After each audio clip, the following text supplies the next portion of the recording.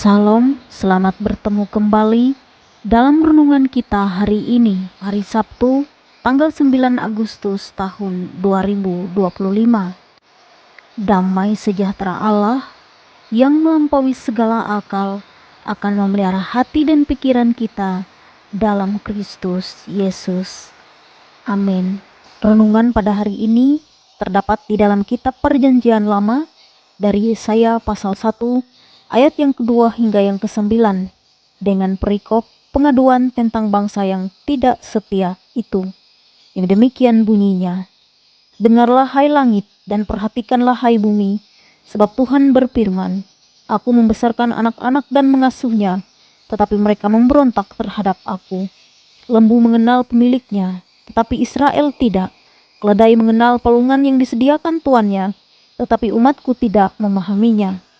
Celakalah bangsa yang berdosa, kaum yang syarat dengan kesalahan, keturunan yang jahat-jahat, anak-anak yang berlaku buruk.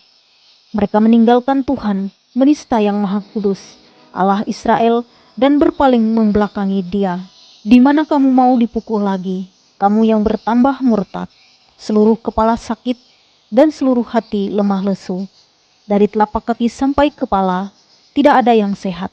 Bengkak dan bilur dan luka baru, tidak dipijit dan tidak dibalut dan tidak ditaruh minyak. Negerimu menjadi sunyi sepi, kota-kotamu habis terbakar. Di depan matamu orang-orang asing memakan hasil dari tanahmu. Sunyi sepi negeri itu, seolah-olah ditunggang balikan orang asing. Putri Sion tertinggal sendirian, seperti pondok di kebun anggur, seperti gubuk di kebun mentimun, dan seperti kota yang terkepung.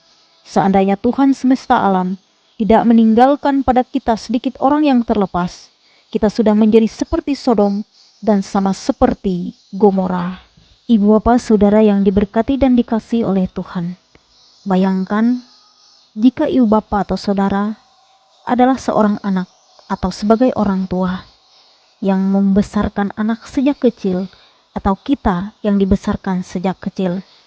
Orang tua kita memberikan kita makanan terbaik, pakaian yang layak, serta pendidikan yang baik.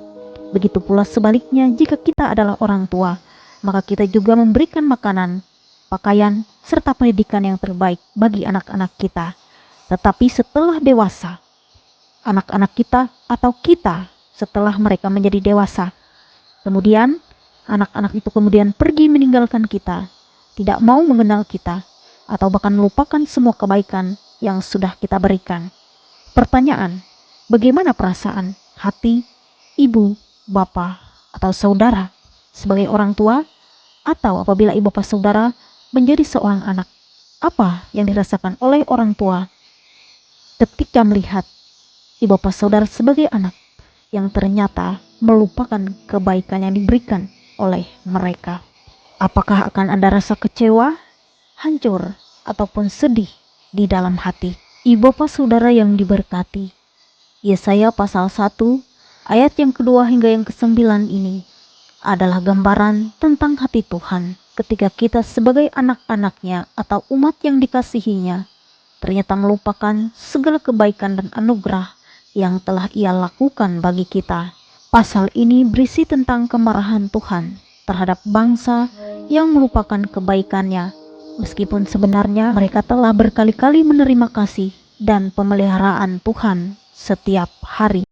Nas ini mengingatkan kita bahwa Tuhan adalah Bapa yang penuh kasih, namun juga sekaligus sebagai hakim yang adil. Ia dapat memberikan hukuman karena Ia tidak membiarkan dosa terus terjadi. Namun di tengah hukuman itu, Dia selalu menyediakan jalan kembali ataupun pengampunan. Nas ini juga berbicara mengenai dosa yang bukan hanya melukai hubungan kita dengan Tuhan, tapi juga menghancurkan hidup kita sedikit demi sedikit.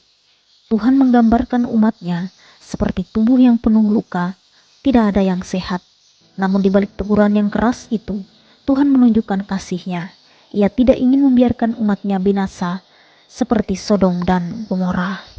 Oleh karena itu bagi kita hari ini, jangan tunggu sampai hidup kita porak-poranda baru mau kembali kepadanya. Sekarang adalah waktu yang tepat untuk berbalik sebelum kesempatan itu hilang. Mari kita berdoa. Tuhan yang penuh kasih, kami sadar bahwa hidup kami tidak selalu setia kepadamu. Ampuni segala pemberontakan hati kami, Tuhan. Dan terima kasih karena Engkau tidak membiarkan kami binasa, tetapi masih memberi kesempatan untuk kembali. Pimpin langkah kami agar tetap setia di jalan-Mu sampai akhir. Amin.